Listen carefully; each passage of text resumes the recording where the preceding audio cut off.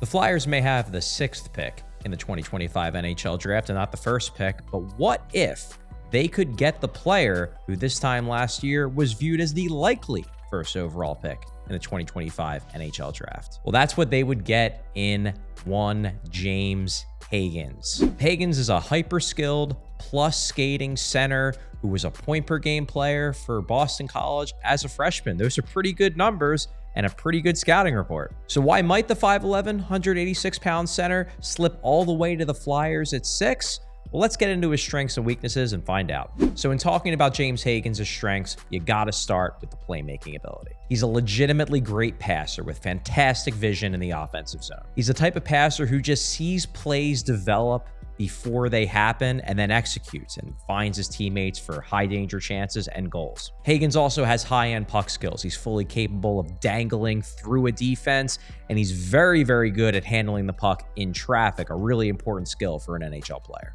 And then there's the skating.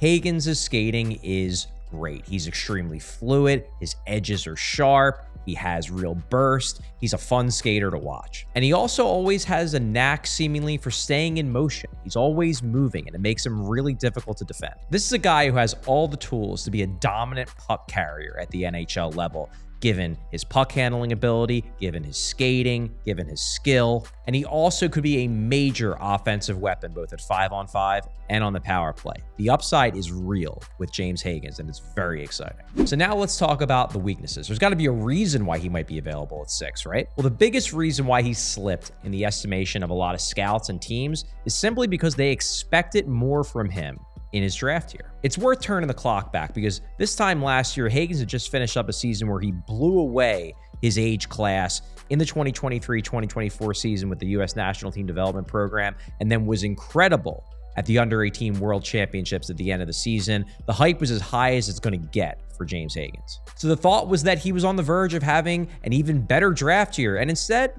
he was just good. Point-per-game guy at BC as a freshman, that's impressive. It's not easy to score that well at a major college program at that young of an age, but it was more Matty Beniers when scouts were looking for Macklin Celebrini.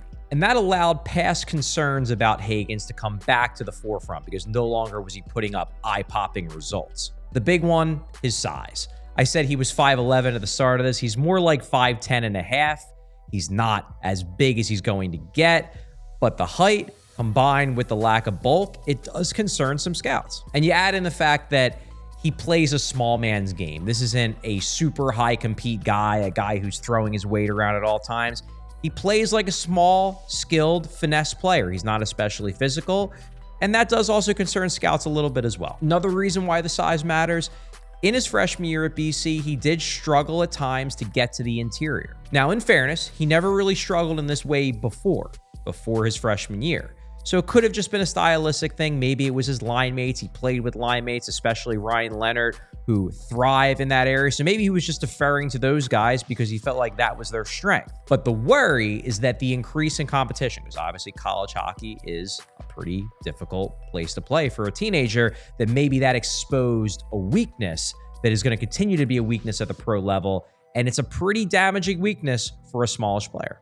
Finally, Hagens' shooting ability does need to improve. He only scored 11 goals this season, and a lot of that is due to the quality of his shot. It needs to get harder. It needs to be a quicker release. He just needs to become a better goal scorer. Even if he's going to be mostly a playmaker, he's going to need to shoot better if he wants to beat goalies at the NHL level. So James Hagens is one of the highest upside players in this draft class. There's legit first-line center point-per-game potential here. But there's risk too. You'd ideally want to see a prospect continuing to trend upwards as he approaches his draft.